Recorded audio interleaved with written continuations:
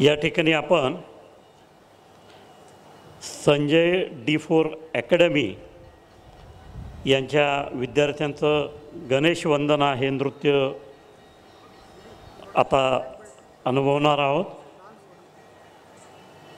कनिष्का वाघ, संजय सोनार आणि रॉबिन गुसाईन हे या ठिकाणी नृत्य सादर करतील। मी या विद्यार्थ्यांना विनंती करतो आपण प्रारंभ करावा।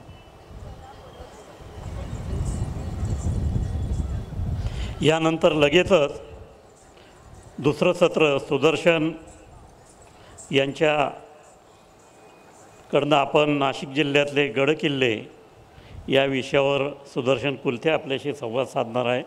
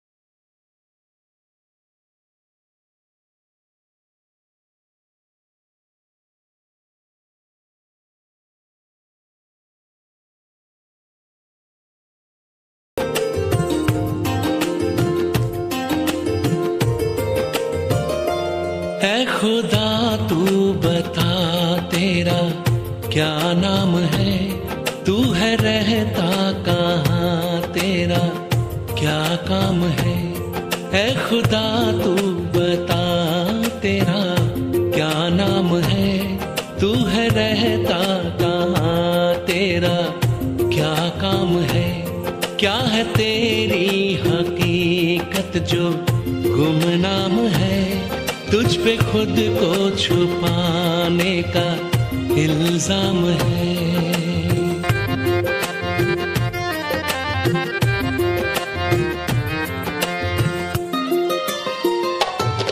तूने दुनिया बनाई क्यों, मकसद बता। तूने दुनिया बनाई क्यों, मकसद बता। रूहें इसमें बसाई क्यों, मतलब जता। रूहें इसमें बसाई क्यों, मतलब जता। तेरे जलवों से रोशन ज़मीं आसमां, क्यों किसी को नजर तू ना आता यहाँ। तेरी पर्दा नशीनी का अंजाम है, ढूंढता आज भी तुझको इंसान है।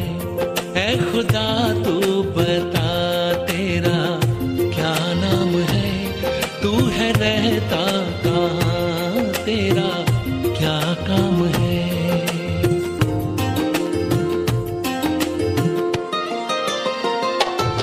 धर्म मजहब में है तेरे चर्चे बयां, शान में तेरी लिखते हैं पर्चे वहाँ।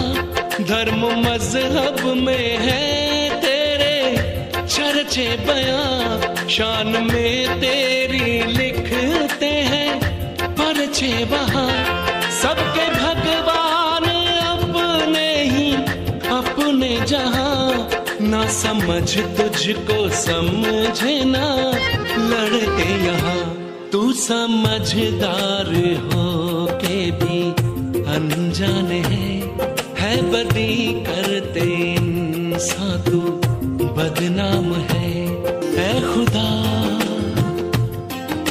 खुदा तू बता तेरा क्या नाम है।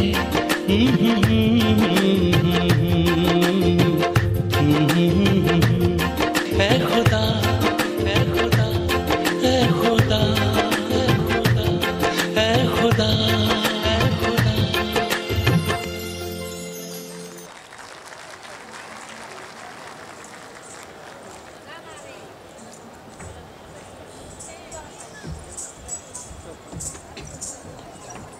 आदरणीय संतोष दीदी या ठिकाणी आल्या आणि आपल्याशी संवाद साधला, आपल्याला आशीर्वाद दिले, शुभेच्छा दिल्या आणि भावी जीवनाच्या सुकर वाटचालीसाठी मार्गदर्शन देखील केलं.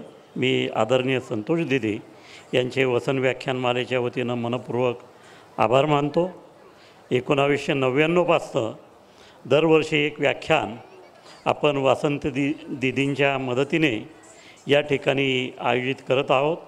याचा अर्थ गेली 23 वर्ष ही शृंखला सुरू आहे. ही अशीच वाटचाल आपण पुढे चालू ठेवूया.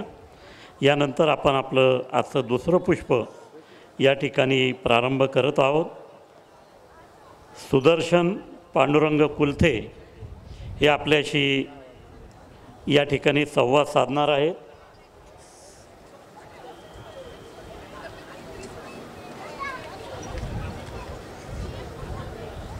जोडून घ्या, मी परिचय करून देईपर्यंत.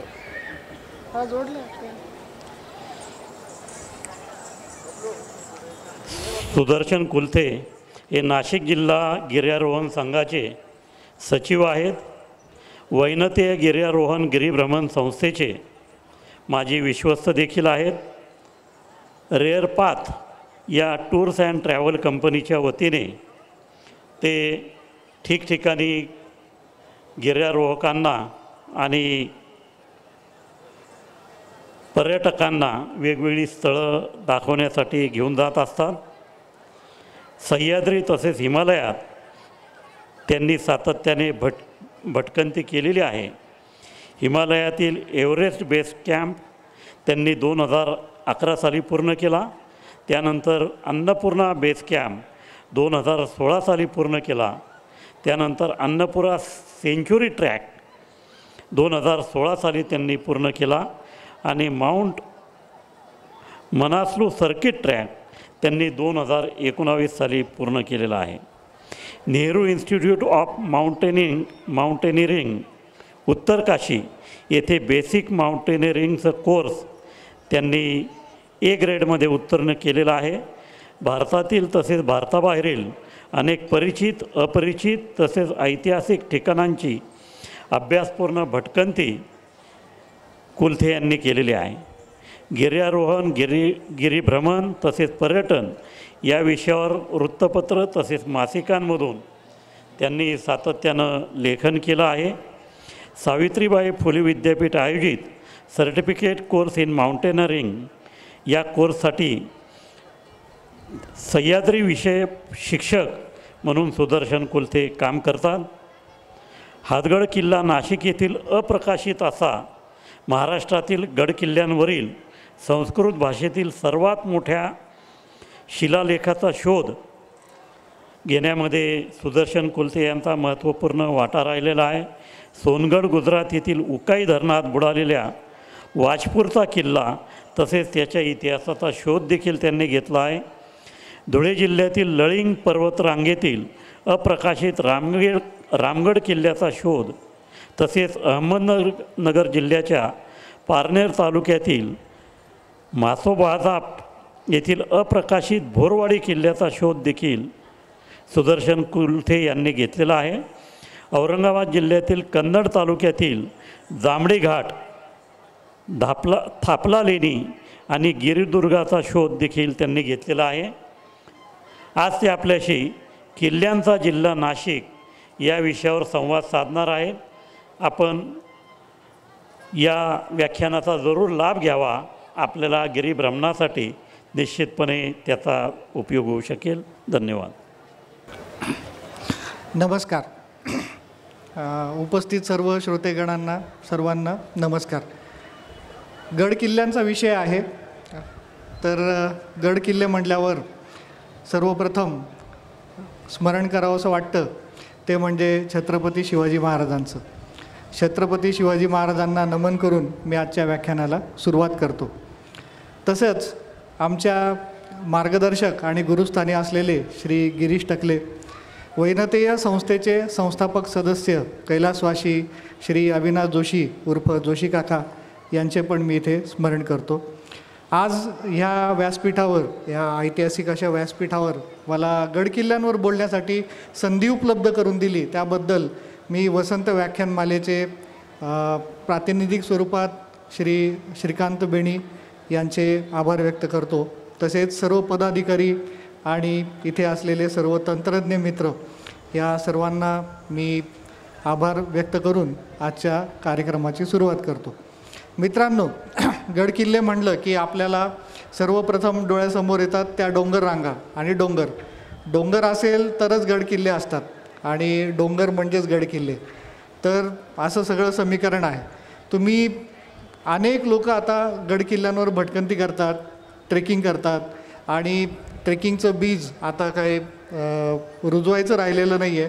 ट्रेकिंग हे एक मोठं झाड झालं आहे आणि त्याला फळं लागलेली आहेत. अनेक लोक ट्रेकिंग करत असतात. अगदी प्रत्येक घराघरातल्या प्रत्येकाला आता गडकिल्ल्यांवर आणि डोंगर भटकंतीचं वेडच लागलेलं आहे जणू. आपण जर सोशल मीडियामधून बघितलं किंवा अनेक ठिकाणी आपल्याला दिसून येतं की अनेक लोक जे आहेत ते सह्याद्रीमध्ये नियमितपणे भटकंती करताना आता आपल्याला दिसून येतं. तर आपण विषयाचा प्रवेश करूया.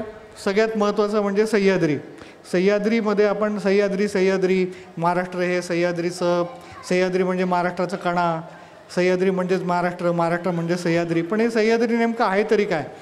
सह्याद्री पर्वतमाला म्हणजे नेमकी कुठली? तर तिचं मी एक थोडक्यात तुम्हाला इथे परिचय करून देतो.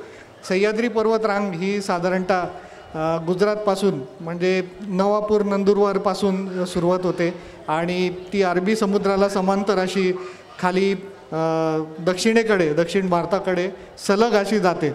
तर सह्याद्री पर्वतरांग ही गुजरातपासून सुरू होते, संपूर्ण महाराष्ट्र ती हे क्रॉस करून ती खालच्या बाजूला गोव्याच्या बाजूने कर्नाटक, त्यानंतर तमिळनाडू आणि केरळ असं करत ती समुद्र किनारपट्टीला समांतर अशी जात पूर्ण खालपर्यंत पसरलेली आहे, म्हणजे उत्तर ते दक्षिण अशी पसरलेली आहे. तर ही जी सह्याद्री पर्वतरांग आहे तर ही जगातल्या सगळ्यात जुन्या पर्वतरांगांपैकी एक अशी पर्वतरांग समजली जाते.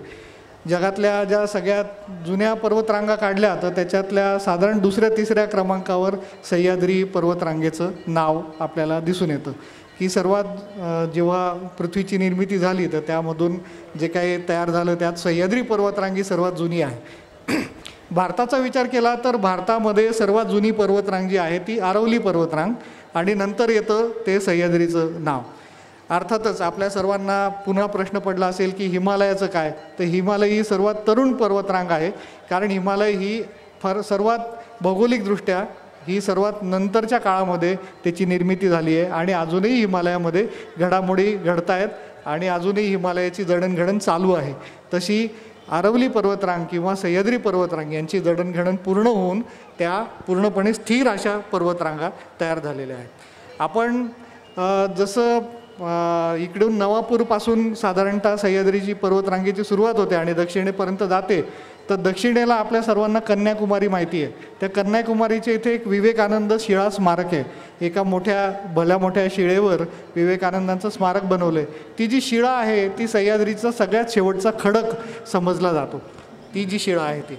त्यामुळे सह्याद्री पर्वतरांगेची व्याप्ती जी आहे ती गुजरातपासून तर जवळपास तामिळनाडूपर्यंत आपल्याला दिसून येते. आता महाराष्ट्राचा आपण विचार करूया तर महाराष्ट्रामध्ये साधारणतः नंदुरबारपासून तर गोव्याच्या अलीकडे म्हणजे कोल्हापूर जिल्ह्यापर्यंत ही सह्याद्रीची पर्वतरांग आपल्याला दिसते. तर या सह्याद्रीची पर्वतरांगेची महाराष्ट्रातली एकूण लांबी किती, तर ती आपण जर मोजली तर ती 960 किलोमीटर भरते. आपल्याला जर विचारलं की महाराष्ट्राला लाभलेल्या समुद्र किनारपट्टी किती किलोमीटरची, तर आपण सांगतो 720-730 किलोमीटर, हे आपल्या सगळ्यांना पाठ असतं. परंतु सह्याद्री पर्वतरांग जी आहे ती एकूण 960 किलोमीटरची आहे. ती जर आपण सरळ रेषेत मोजली, सह्याद्री पर्वतरांग अशी म्हणजे नागमोडी आणि वळणांची आहे, ती 960 किलोमीटर भरते. जर आपण ती सरळ रेषेत मोजली तर ती साधारणतः 635 किलोमीटर आपल्याला भरलेली दिसून येते. आता ह्या सह्याद्रीमध्ये खूप गड किल्ले आहेत. ह्या सह्याद्रीच्या ज्या डोंगरांवर गिरिदुर्ग आहेत. तर नवापूरकडे जिथून आपण गुजरातीकडून वर घाटावर येत असतो तर त्यावेळेस आपल्याला सगळ्यात पहिला किल्ला लागतो तो म्हणजे रायकोट नावाचा किल्ला लागतो. रायकोट नावाचा किल्ला. आणि सगळ्यात शेवटचा म्हणजे दक्षिणेकडे आपल्याला पार घाट जो आहे तिथला पारगड जो आहे दक्षिणेकडचा तो सगळ्यात शेवटचा किल्ला. म्हणजे सह्याद्री पर्वतरांगेवर सर्वात उत्तरेकडे जो किल्ला आहे तो रायकोट आणि दक्षिणेकडचा जो किल्ला आहे तो पारगड आहे. आता ह्या आपल्या महाराष्ट्रामध्ये काय काय दुर्ग प्रकार आढळतात ते आपण थोडक्यात समजून घेऊ. की महाराष्ट्रामध्ये अनेक प्रकारचे किंबहुना सर्वच प्रकारचे दुर्ग आणि किल्ले हे सगळं आढळत असतात. तर सह्याद्रीच्या मुख्य रांगेवर सह्याद्रीपासून सुटलेल्या उपरांगांवर अनेक गिरिदुर्ग आहेत. गिरिदुर्ग म्हणजे जो डोंगरावर किल्ला असतो त्याला गिरिदुर्ग असं म्हटलं जातं. जो वनांमध्ये किल्ला आहे त्याला वनदुर्ग असं म्हटलं जातं. जो सागराच्या मध्ये म्हणजे समुद्र किनाऱ्याच्या मध्ये एखाद्या बेटावर बनवलेला आहे त्याला सागरी दुर्ग किंवा सी फोर्ट असं म्हटलं जातं. जे सागराच्या किनारपट्टीवरचे जे किल्ले आहेत त्यांना किनारी दुर्ग किंवा कोस्टल फोर्ट्स असं म्हटलं जातं. आणि महाराष्ट्रामध्ये इतर ठिकाणी आपण बघतो की भुईकोट असतात, त्यांना लँड फोर्ट असं म्हणतात. भुईकोटांचा एक छोटा प्रकार असतो त्याला गडी म्हणतात. त्याच्यानंतर सराई असतात, म्हणजे पूर्वीच्या काळी यात्रेकरू किंवा सैन्य थांबण्याची जी जागा होती त्याला सराई किंवा हॉस्पिस असं म्हटलं जातं. त्याच्यानंतर आपल्या अनेक गावांना वेस असायच्या, तर वेस म्हणजेच फोर्टिफिकेशन असलेली गावं ही सुद्धा होती. आता नाशिक शहराला सुद्धा वेस होती आणि अनेक वेसींचं नावं आपल्याला इथं दिसूनही येतं. अनेक किल्ले अनेक गावं आपल्याला वेसयुक्त अजूनही दिसून येतात. याच्या व्यतिरिक्त अनेक वाडे, सरदार व्यापाऱ्यांचे वाडे वगैरे आपल्याला दिसून येतात.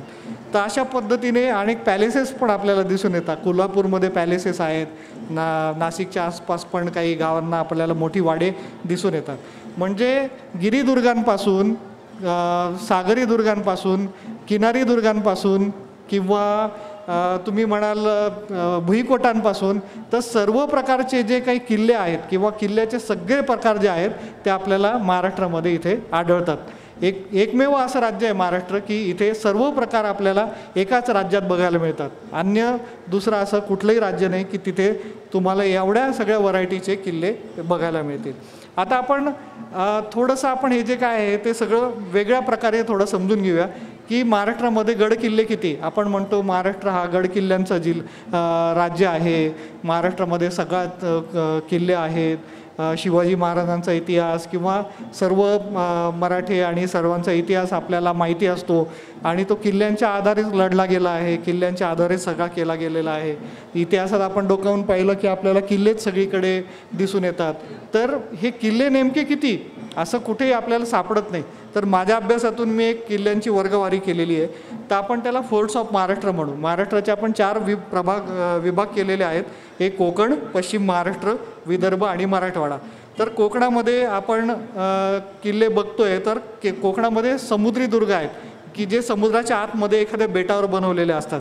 तसे कोकणामध्ये इथे तुम्ही चार्टमध्ये बघू शकता की सी फोर्ट्स म्हणजे समुद्री दुर्ग 10 आहेत. कोस्टल फोर्ट्स म्हणजे किनारी दुर्ग 41, हिल फोर्ट्स म्हणजे गिरिदुर्ग जे डोंगरांवरची किल्ले डोंगरी किल्ले 67, जंगलामधली किल्ले 18 अशी त्यांची कोकणातली एकूण संख्या 137 अशी दिसून येते.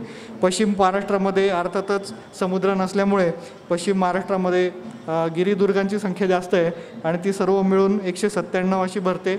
विदर्भामध्ये ती 48, मराठवाड्यामध्ये 24 असे सर्व मिळून महाराष्ट्रामध्ये आपल्याला एकूण सर्व प्रकारचे किल्ले आपण जर मोजले तर माझ्या अभ्यासानुसार ते 406 किल्ले आपल्याला दिसून येतात.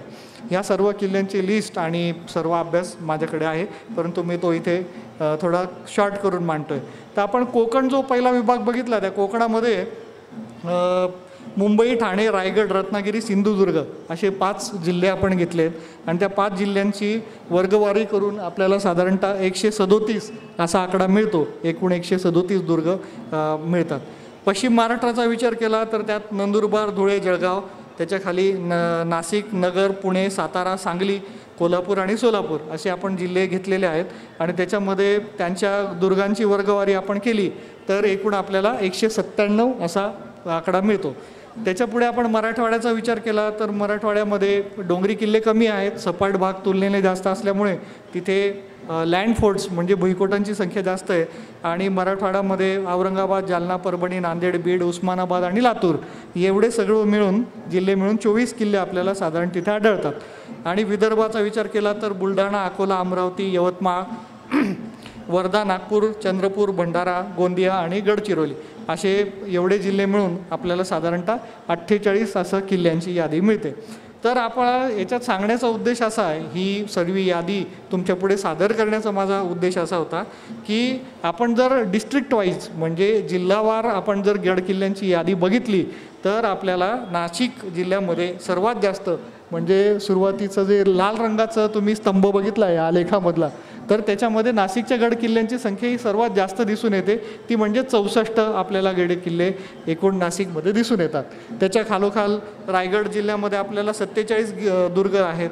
ठाण्यामध्ये 36 आहेत, पुण्यामध्ये 30 आहेत, रत्नागिरी 24 आहेत. असं करत करत उर्वरित जिल्ह्यांचे मी इथे पूर्ण सर्व वर्गवारी तुमच्यासमोर मांडली आहे. तर आपल्याला अभिमान वाटावा असं एक आपल्याकडे निसर्गाने दिलेलं एक वरदहस्त आहे की आपल्याकडे सह्याद्रीचा सर्वात जास्त भाग आणि त्याच्यावरचे सर्वात जास्त गड किल्ले जे आहेत ते नाशिक जिल्ह्यात येतात आणि त्यांची एकूण संख्या जी आहे ती 64 आहे.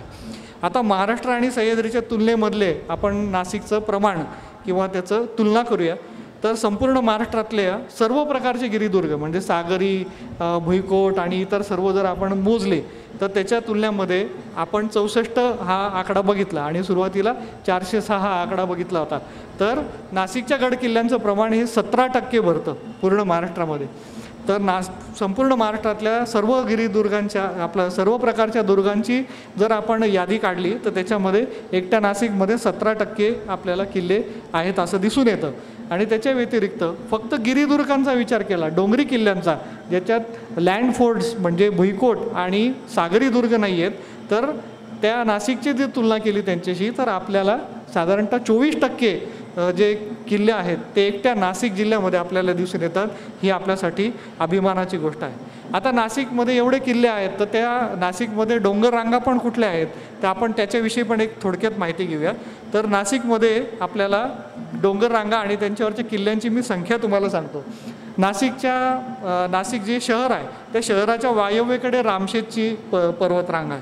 त्या शहराच्या नैऋत्येकडे आपल्याला पांडवलेणीची रांग दिसते. तर रामशेजच्या इकडे आपल्याला 3 किल्ले आणि पांडवलेणीवर 3 किल्ले. तसंच त्र्यंबकेश्वरची उपरांग आहे, पेठ उपरांग आहे, इगतपुरी आहे, कळसुबाई रांग आहे, औंढ्यापट्ट्याची रांग आहे, सातमाळा रांग आहे, पुढे जाऊन ती अजिंठा रांग होते. त्याच्यानंतर चणकापूर उपरांग आहे, दोदेश्वर आहे, गाळना टेकड्यांची उपरांग आहे आणि सेलबारी आणि डोलबारी अशा रांगा आहेत.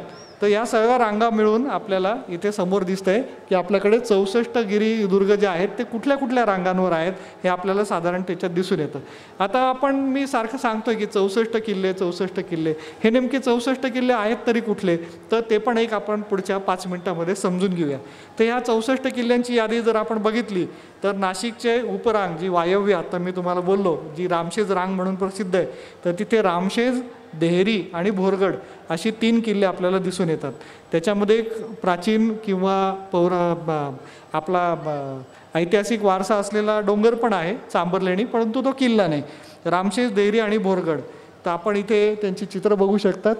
रामशेज किल्ला जो अतिशय छोटा किल्ला जरी असला तरी पण ह्या किल्ल्याने 5.5 वर्ष झुंज दिलेली आहे मोगलांविरुद्ध, हे विशेष. आणि ते देखील शिवाजी महाराजांच्या निधनाच्या पश्चात, इतकं त्या किल्ल्याचं ऐतिहासिक महत्त्व आहे. आणि त्याच्या व्यतिरिक्त देहरीचा किल्ला, भोरगड ज्याच्यावर आत्ता सध्या रडार सिस्टीम बसवलेली आहे, आणि चांबर लेणीचा डोंगर ज्याच्यावर जैन लेणी आपल्याला दिसून येतात. दुसरी जी रांग आहे ती नैऋत्येकडे पांडवलेणी रांग आहे. पांडवलेणी, बहुला, रायगड आणि गडगडा, याच्यामध्ये पांडवलेणी ह्या लेणी आहेत, प्राचीन लेणी, ज्यांना त्रिरश्मी लेणी, त्याच्यात प्रामुख्याने आपल्याला बौद्ध लेणी दिसून येतात. आणि त्याच्या व्यतिरिक्त त्याच रांगेवर आपल्याला 3 किल्ले आहेत, बहुला, रायगड आणि घरगड म्हणून. त्या घरगडला गडगडा असं देखील म्हटलं जातं. आता याच्यात पांडवलेणी आणि चांबरलेणी हे किल्ले नसल्यामुळे त्यांना नंबरिंग केलेलं नाही आहे. आपल्याला 64 किल्ल्यांची यादी बघायची आहे. तर आपल्याला सर्वांना माहिती आहे बहुला किल्ला जो आहे हा देवळाली कॅम्पला आर्टिलरी सेंटरच्या ताब्यात येतो, आणि तो त्या किल्ल्यावर जाण्यासाठी विशेष आपल्याला परवानगी काढूनच जायला लागतं. त्या किल्ल्यावर ब्रिटिश काळापासून तोफांच्या गोळ्यांचे मारे होतात. तिथे जे तोफखाना प्रशिक्षण केंद्र आहे, पण आम्ही तिथे गेलो होतो परवानगी काढून, तरी पण तिथे लक्षात आलं की इतक्या वर्षांपासून त्याच्यावर तोफांचा मारा चालू आहे, तरी देखील तिथे कुठे पायऱ्या तुटल्या आहेत किंवा त्या डोंगराची काही नुकसान झालं आहे किंवा तिथल्या दगडाचं काही चूर्ण झालं आहे असं कुठेही आढळून येत नाही. त्यामुळे आपण जे म्हणतो की राकट कणखर असा जो काही सह्याद्री आहे तर तो आपल्याला तिथे नक्कीच बघायला मिळतो. रायगड नावाचा एक किल्ला आहे, जो शिवाजी महाराजांची प्रमुख जी राजधानी आहे तो रायगड नाही, परंतु इथे एक रायगडवाडी नावाचं गाव आहे जिथे चिमणबारी म्हणून एक भाग येतो. आपण इगतपुरीकडून जेव्हा नाशिकमध्ये येतो तेव्हा एक तीव्र उतार लागतो, त्या ठिकाणीच आपल्याला रायगड आपल्याला किल्ला दिसून येतो. आणि तसंच घरगड नावाचा पण एक किल्ला त्या वाडीवरेच्या पाठीमागच्या भागात आहे. त्र्यंबकेश्वर उपरांग आपल्या सर्वांना परिचित आहे. आपण त्र्यंबकेश्वरला गेल्यावर आपल्याला सर्वीकडे कुठे नजर टाकली तर आपल्याला तिथे डोंगरच दिसून येतात. त्याच्यामध्ये रांजणगिरी, नवरानवरी, अंजिनेरी, ब्रह्मगिरी, हरिहर आणि भास्करगड असे आपल्याला तिथे किल्ले दिसून येतात. त्र्यंबकगड ज्याला आपण ब्रह्मगिरी म्हणून ओळखतो, आणि त्र्यंबकेश्वर गावातूनच आपल्याला जो पाठीमागे उभा असा कडा दिसतो आणि डोंगर दिसतो तो खरं म्हणजे गिरिदुर्ग आहे. आणि त्याचा लष्करीदृष्ट्या आणि राजकीयदृष्ट्या मराठ्यांनी आणि मुघलांनी पण काही काळ वापर केलेला आपल्याला दिसून येतो, परंतु आपल्याला तो एक आत्तापर्यंत आध्यात्मिक असा डोंगर कायम वाटत आलेला आहे, आणि तो महत्त्वाचा पण आध्यात्मिक डोंगर आहे, याबद्दल काही शंका नाही. अंजिनेरी जिथे हनुमानाचं जन्मस्थान आहे, आपण असं सगळं मानतो नाशिककर, तर तो देखील एक गिरिदुर्ग आहे आणि त्याचा पसारा पण बराच मोठा आहे. हरिहर हा गिर्यारोहणाच्या क्षेत्रात किंवा गिर्यारोहकांमध्ये खासा प्रसिद्ध असा किल्ला आहे आणि ज्याच्या पायऱ्या आणि त्याची रचना जी आहे ती अतिशय थरारक आहे. त्यामुळे महाराष्ट्रामध्ये तो गिर्यारोहक असो, पर्यटक असो किंवा नुसती त्याला डोंगरांची आवड असो, तो हरिहरवर पहिल्यांदा जाण्याचा विचार बांधत असतो. रांजणगिरी, भास्करगड आणि नवरानवरी कुशेगाव जवळचा असे किल्ले आपल्याला त्रिंबक उपरांगेमध्ये दिसून येतात. त्याच्यापुढे पेठ उपरांगेमध्ये आपल्याला वाघेरा, खैराणी आणि सोनगिरी असे 3 महत्त्वाचे किल्ले आदिवासी पट्ट्यात आपल्याला दिसून येतात. जिथे बरंचसं वनांचं प्रमाण आहे, त्या भरपूर वनांमध्ये वनाच्छादित असे हे डोंगर आहेत. खैराई, सोनगिरी आणि वाघेरा यांना पण बराच मोठा इतिहास आणि त्यांचं लष्करीदृष्ट्या पण महत्त्व बरंच होतं. इगतपुरी उपरांगेमध्ये आपल्याला कावनई, त्रिंगलवाडी आणि मोरधन असे 3 सुंदर किल्ले दिसून येतात. त्रिंगलवाडीचा किल्ला जो आहे तो फार जुना असा वापरातला किल्ला आहे. त्याच्यावर अजूनही अनेक शिल्प आढळतात. खालच्या बाजूला लेणी आहेत, त्याच्या जैन लेणी आहेत. मोरधनचा किल्ला जो आपण घोटीकडून भंडारदऱ्याकडे जाताना रस्त्यात आपल्याला लागतो आणि कावनई हे प्रसिद्ध जे तीर्थक्षेत्राचं ठिकाण आहे, तर त्या ठिकाणीच पाठीमागे जो उभा असलेला डोंगर आहे तो कावनईचा किल्ला आहे. त्याच्यापुढे कळसुबाईची उपरांग, तर त्याच्यात कळसुबाई, अलंग, मदन आणि कुलंग असे 3 आपल्याला किल्ले दिसून येतात. कळसुबाई हे सर्वोच्च शिखर आहे, परंतु तो किल्ला नाही. पण कळसुबाई त्या पर्वतरांगेतला महत्त्वाचा आहे म्हणून त्याच्यात नाव घेतलं आहे, त्याला नंबरिंग केलेलं नाही. अलंग, मदन आणि कुरंग हे सह्याद्रीतले अतिशय अवघड असे किल्ले आणि चॅलेंजिंग, आव्हानात्मक ज्यांना गिर्यारोहण पसंत आहे तर ते खास करून या किल्ल्यांना जात असतात. या किल्ल्यांना दोर लावल्याशिवाय वर जाता येत नाही. अपवाद कुलंग किल्ल्यावर चढता येतं, परंतु आता काही ठिकाणी शिडी आणि जिने लावल्यामुळे त्याच्यावरची जी चढाई आहे ती सोपी झालेली आहे. तर त्याच्यामध्ये हे आपण त्याचे चित्र बघू शकतात. कळसुबाई, अलंग, मदन आणि कुलंग असे हे बुलंद किल्ले आपल्या नाशिक जिल्ह्याला लाभलेले आहेत. त्याच्या अलीकडे आपण सिन्नरकडे थोडं सरकलो घोटीकडून, की आपण जेव्हा घोटीवरनं सिन्नरकडे येत असतो, आपल्या डाव्या हाताला काही पर्वतरांग दिसते. त्याच्यावरचे बितनगड, पट्टा किल्ला किंवा विश्रामगड, औंढा किल्ला, आड किल्ला, डुबेरगड, सोनगड आणि पर्वतगड असे आपल्याला इकडच्या रांगेवरचे किल्ले दिसून येतात. मी प्रत्येक चार्टमध्ये त्यांची उंची जी आहे ती मीटर, फूट आणि त्यांची श्रेणी, त्याच्या पायथ्याचं गाव आणि त्याचा तालुका असं सगळं मेन्शन केलेलंच आहे, पण मी आता ते वेगळं इथे वाचत नाही. पट्टा किल्ला जो आहे तो सुंदर किल्ला आहे आणि प्रत्यक्ष छत्रपती शिवाजी महाराजांचं त्याला पदस्पर्श झाला आहे. ते तिथे 14 दिवस राहिलेत, त्यांचं वास्तव्य झालेलं आहे, म्हणून त्याला विश्रामगड देखील असं नाव त्या किल्ल्याला पडलेलं आहे. औंढा किल्ला त्याच्या शेजारीच आहे, परंतु आव्हानात्मक आहे, सुळक्यासारखा दिसतो. बितनगड नावाप्रमाणेच बितन होता, परंतु वरच्या बाजूला आता बरेचसे रस्ते झाल्यामुळे तो आपल्या आवाक्यात आला आणि अगदी सोपा असा किल्ला समजला जातो. आडचा किल्ला, डुबेरगड, सोनगड, पर्वतगड ही एक जोड किल्ले असलेला भाग, हे सगळे आपल्याला त्या औंढा पट्टा उपरांगेवर आपल्याला दिसून येतात. नाशिकची सर्वात महत्त्वाची पर्वतरांग म्हणजे सातमाळा पर्वतरांग. सातमाळा पर्वतरांग जी आहे ती साधारणतः सापुताऱ्यापासून तर चांदवडपर्यंत आपल्याला दिसून येते, चांदवड मनमाडपर्यंत, आणि त्याच्यावर आपल्याला प्रसिद्ध असा सप्तशृंगी देवीचा जो गड आहे तो त्याच्यावर दिसून येतो. परंतु सप्तशृंगी गड जो आहे तो आध्यात्मिक किंवा धार्मिक ठिकाण आहे. ते लष्करी किंवा युद्धासाठी कधी वापरलं गेलं नाही, त्यामुळे तो युद्ध याच्यातला किल्ला नाही, तो एक धार्मिक ठिकाण हे प्राचीन काळापासून आपल्याला दिसून येतं.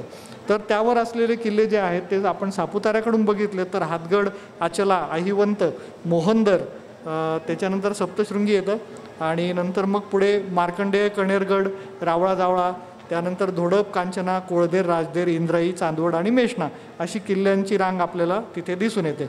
अहिवंत हा किल्ला जो आहे तो शिवाजी महाराजांच्या याच्यामध्ये आणि त्यापूर्वी सातवाहनांच्या अनेक लिटरेचरमध्ये आपल्याला अहिवंताचं नाव दिसून येतं. मार्कंडेय, जिथे प्रत्यक्ष मार्कंडेय ऋषींनी तपश्चर्या केली आणि देवी सप्तशतीचं लेखन केलेलं आहे, तर ते सप्तशृंगी देवीच्या अगदी समोरचा जो डोंगर आहे तो मार्कंडेयाचा. आचला, मोहनदर आणि हातगड असे आपल्याला किल्ले तिथे दिसतात. कणेरगड, रावळा, धोडप किल्ला पेशवाईमधला फार मोठा इतिहास त्याला लाभलेला आहे. कोळदेर, राजदेर, कांचना आणि इंद्राई चांदवड आणि मेषणा हे असे आपल्याला चांदवडच्या आजूबाजूपर्यंत म्हणजे एका ओळीने सलग आपल्याला 14 किल्ले एकाच पर्वतरांगेवर दिसून येतात. अजिंठा रांग जी सातमाळा रांग पुढे सरकते आणि अजिंठ्याकडे जाते तर तिला पुढे अजिंठा रांग असं म्हटलं जातं. अजिंठा रांगेमधले 3-4 किल्ले आपल्याकडे येतात जे नाशिक जिल्ह्यामध्ये. त्याच्यापैकी कात्रा, गोरखगड, अंकाई टंकाई, माणिकपुंज आणि जातेगाव असे आपल्याला 5 किल्ले अजिंठा रांगेवर दिसून येतात. ते अंकाई टंकाई हा जोड किल्ला आहे, त्याच्यावर लेणी आणि प्राचीन असं सगळं बांधकाम आणि अतिशय समृद्ध असा तो किल्ला आहे. जातेगाव, गोरखगड, माणिकपुंज, कात्रा हे सुंदर किल्ले तिथे आपल्याला दिसून येतात. थोडं आपण या बाजूला सरकलो आबोण्याकडे तर तिकडे चणकापूरची उपरांग आपल्याला दिसून येते. तर तिथे प्रेमगिरी, चौलेर, पिंपळागड किंवा ज्याला कंडाळा किल्ला असं म्हणतात आणि भिलाई असे आपल्याला 4 किल्ले तिथे दिसून येतात. त्याच्यापैकी प्रेमगिरीचं तुम्ही इथे चित्र बघू शकतात, कळवणजवळ आहे. पिंपळा किंवा कंडाळा, चौलेरगड असे तिथे आपल्याला किल्ले दिसून येतात. पुढे आपण अजून सरकलो की सटाण्याकडे तर तिथे दोदेश्वर उपरांग आहे, त्याच्यावर 4 छोटे किल्ले येतात, बिष्टा, करा, अजमेरा आणि दुंदा. हे जरी छोटे असले तरी हे किल्ल्यांचं महत्त्व त्या सगळ्या बागलाण भागामध्ये फार महत्त्वाचं होतं आणि त्याच्यापैकी बिष्टा किल्ला जो आहे तो थोडा चढण्यासाठी आव्हानात्मक आहे. आपण त्यांची इथे चित्रे बघू शकतात. त्याच्यानंतर आपण तिथे डोलबारी रांग आणि सेलबारी रांग असे 2 महत्त्वाच्या रांगा आहेत आणि डोलबारी रांगेवर साल्लेर, सालोटा, हरगड, मुल्लेर आणि मोरा. तर साल्लेर, सालोटा हे प्रचंड उंचीचे आणि मोठे कडे असलेले 2 किल्ले आपल्याला त्या भागामध्ये दिसून येतात. डोलबारी रांगेवर मुल्लेर, मोरा, मांगीतुंगी हा डोंगर देखील तिथेच आपल्याला दिसून येतो आणि भिलाई, हरगड, नावीगड असे आपल्याला तिथे दिसतात. सेलबारी रांगेवर आपल्याला रतनगड, न्हावी किंवा मांगीतुंगीचा प्रसिद्ध डोंगर जो आहे तो आणि पिसोळगड आणि डेरमाळ असे आपल्याला किल्ले सेलबारी रांगेवर दिसून येतात. त्याच्यानंतर गाळणा टेकड्या जिथे आहेत तर तिथे गाळणा आणि कंक्राळा ही 2 छोटे किल्ले आहेत परंतु महत्त्वाचे किल्ले जे आहेत ते आपल्याला इथे दिसून येतात. तर तुम्ही बघाल की मी तुम्हाला 1 ते 64 अशा 64 किल्ल्यांचे नावं आणि फोटोग्राफ्स तिथे तुम्हाला आत्ता दाखवले. तर हे आहेत नाशिकचे 64 गड किल्ले. आता याच्यापुढे कोणी आपल्याला विचारलं की तुमच्या नाशिकमध्ये किती किल्ले आहेत तर आपण ठामपणे सांगू शकतो की 64 किल्ले आमच्या नाशिकमध्ये आहेत, ते पण गिरिदुर्ग. आता या गिरिदुर्गांव्यतिरिक्त या 64 गिरिदुर्गांव्यतिरिक्त आपल्याकडे 4 भुईकोट देखील आहेत. ते म्हणजे मालेगावचा किल्ला, तो मालेगाव शहरामध्ये आहे. त्याच्यानंतर नस्तनपूर, त्याच्यानंतर चांदवडचा रंगमहाल, जो महाल जरी नाव असलं तरी तो एक किल्ला आहे, फोर्टिफिकेशन आहे. आणि लासलगावचा जो किल्ला आहे ज्याला आपण गढी म्हणतो लासलगावची, ते असे 4 जे आहेत ते मालेगाव, नस्तनपूर, चांदवड आणि लासलगाव हे 4 आपल्याकडे भुईकोट म्हणजे जे लँड फोर्ट्स आपण ज्यांना म्हणू ते देखील आहेत. जे 64 गिरिदुर्ग डोंगरी किल्ले आणि आपल्याकडे 4 भुईकोट असे आहेत. आता हे सर्व एवढं जास्त असण्याचं कारण काय तर आपण सह्याद्रीची जी मुख्य पर्वतरांग बघितली की जी उत्तरेकडून दक्षिणेकडे जाते आणि खालच्या भागात कोकण आहे, वरच्या भागात घाट आहे. ज्या डोंगर रांगेमुळे हे सगळे डिवाईड झाले घाट आणि कोकण, तर त्याच्यामध्ये त्याचा जो सर्वाधिक लांबीचा जो भाग आहे तो नाशिक जिल्ह्यात येतो. त्याच्यापुढे तो नगर, पुणे आणि खाली मग तो खाली सरकत जातो. परंतु त्याचा सर्वात जास्त जो भाग आहे त्या पर्वतरांगेचा तो नाशिक जिल्ह्यात येतो. हे आपल्या नाशिक जिल्ह्याचं एक भाग्य आहे. आता जसं उत्तरेकडून दक्षिणेकडे सह्याद्रीची मुख्य रांग जाते तर तिला आडवे फाटे पण फुटतात, म्हणजे पश्चिमेकडून पूर्वेकडे जाणारे काही फाटे पण फुटतात. तर सह्याद्रीची मुख्य रांग जी उत्तरेकडून दक्षिणेकडे जाते आणि तिला फाटे फुटणारी सेलबारी पर्वतरांग, डोलबारी पर्वतरांग आणि सातमाळा पर्वतरांग अशा 3 प्रमुख पर्वतरांगा ह्या आपल्या नाशिक जिल्ह्यात येतात. म्हणून आपल्या जिल्ह्यामध्ये सर्वाधिक किल्ले आपल्याला आढळून येतात. उत्तुंग सह्याद्री, उत्तुंग सह्याद्री म्हणजे काय तर समजा आपण एक फुटपट्टी लावली किंवा एक परिमाण लावलं नाशिकच्या किंवा महाराष्ट्राच्या गडकिल्ल्यांना की आपण एक 4000 फूट असं एक ठरवून घेतला आकडा आणि 4000 फुटांच्या वर काय आहे, 4000 फुटांवरच्या किती गिरिदुर्ग आहेत असं जर आपण एक माप काढलं तर 4000 फुटांवर आपल्याला संपूर्ण महाराष्ट्रामध्ये 34 गड किल्ले दिसून येतात. जे डोंगरी दुर्ग आहेत, गिरिदुर्ग आहेत ते 4000 फुटांवरचे फक्त 64 आहेत. म्हणजे आपण जी 406 किल्ल्यांची यादी बघितली होती त्याच्यात 4000 फूट आणि त्याच्यावरचे जे किल्ले आहेत ते 34 आहेत. तर त्या 34 किल्ल्यांपैकी 22 किल्ले एकटे नाशिक जिल्ह्यामध्ये येतात. 34पैकी 22 किल्ले जे आहेत ते एकट्या नाशिक जिल्ह्यामध्ये येतात. जे इथे लाल रंगाचे किल्ले दिसत आहेत, साल्हेर, अलंग, मदन, कुलंग, धोडप आणि पुढे पट्टा किल्ला, इंद्राई, तर हे सगळे जे आहेत हे 4000 फुटांच्या वरचे किल्ले आहेत आणि यांची संख्या आहे 22. म्हणजे 34पैकी 22 किल्ले जे आहेत 4000 फुटांच्या वरचे. तर उत्तुंग जो सह्याद्रीची उत्तुंगता आहे किंवा जी मोठी काय म्हणतात भव्यता आहे ती पण आपल्याला नाशिक जिल्ह्यामध्येच आपल्याला दिसून येते. आता सह्याद्रीमध्ये एकाच पर्वतरांगेवर सर्वात बऱ्यापैकी सलग म्हणजे प्रत्येक डोंगरावर किल्ला असं जर कुठे आपल्याला बघायचं असेल तर ते सातमाळा पर्वतरांगेत आहे. आणि सातमाळा पर्वतरांगेवर मी तुम्हाला दाखवलं त्या पद्धतीने 14 किल्ले जे आहेत ते एका रांगेवर एका ओळीने आहेत आणि मध्ये मध्ये थोडेसे डोंगर पण येतात. परंतु हातगड, आचला, ऐवंत, मोहंदर, मार्कंडेय, रावळा, जावळा, धोडप, कांचना, इंद्राई, कोळदेर, राजदेरी, चांदवड, मेषणा आणि कणेरगड असे 14 किल्ले जे आहेत ते एकाच पर्वतरांगेवर एका शेजारी असं कुठेही आढळत नाही. एकाच पर्वतरांगेवर सलग असलेले किल्ले.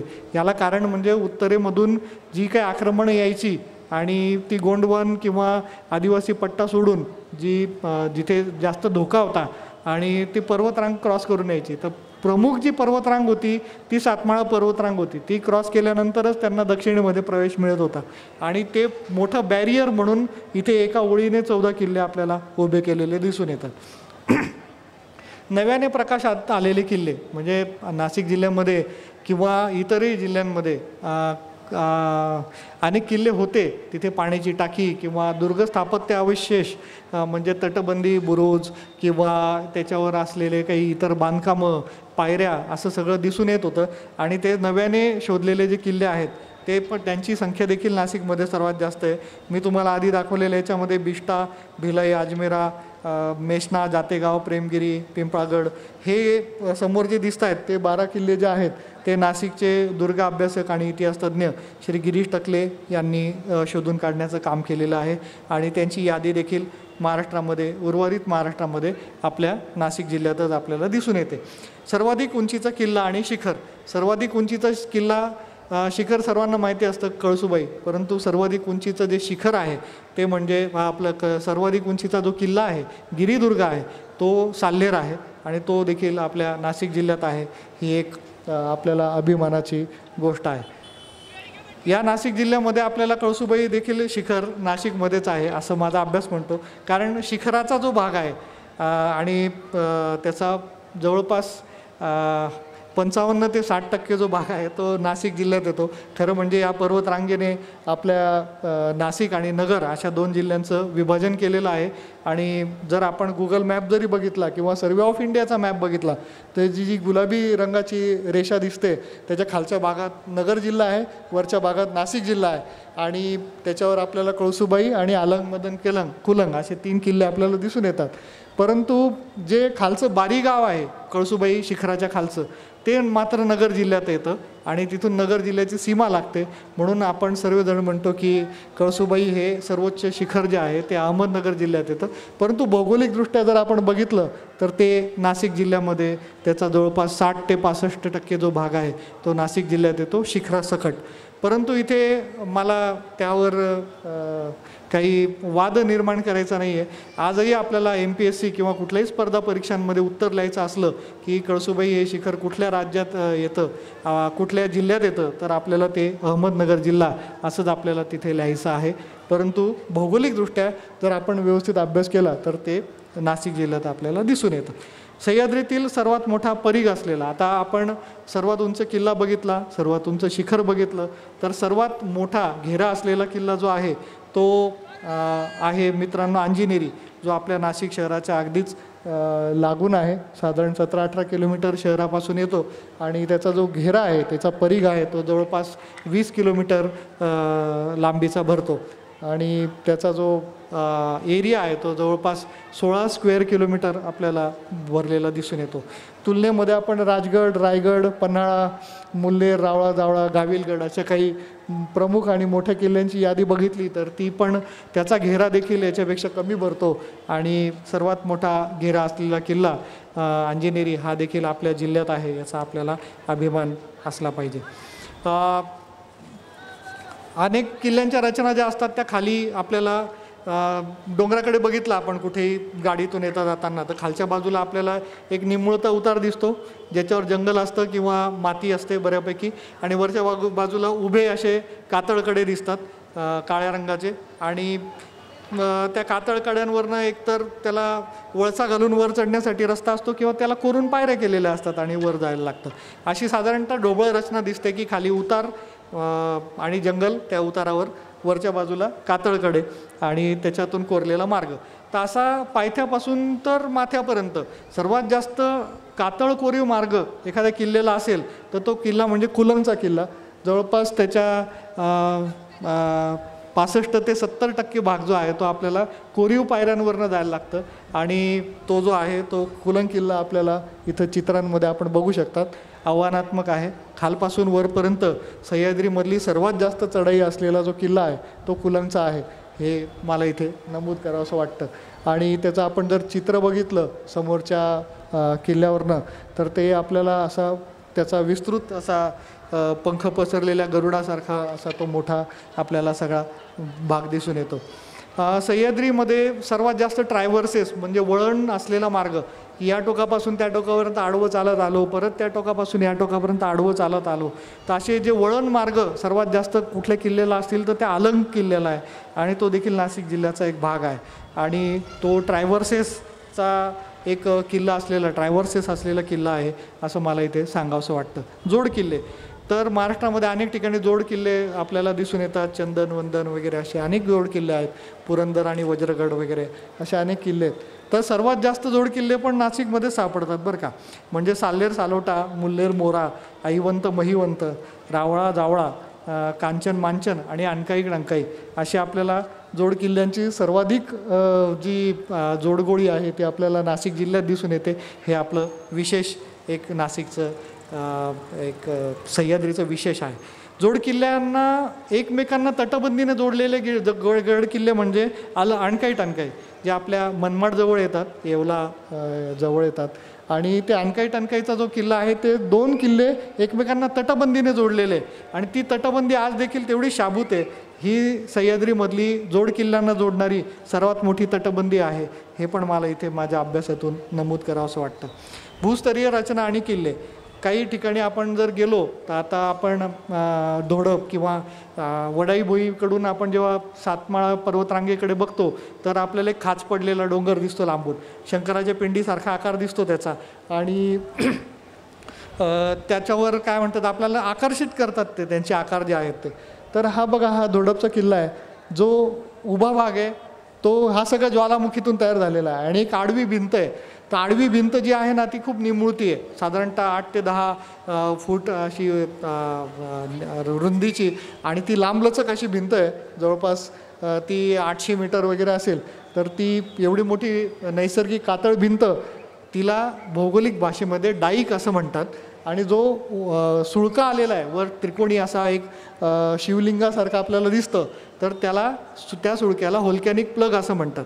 तो व्होल्कॅनिक प्लग आणि डाईक अशी जी नैसर्गिक रचना एकाच ठिकाणी जर आपल्याला कुठे बघायची असेल संपूर्ण सह्याद्रीमध्ये तर ती आपल्याला नाशिकच्या धोडप किल्ल्याला दिसते, आणि त्याला ती नैसर्गिक खाच पण पडलेली आहे.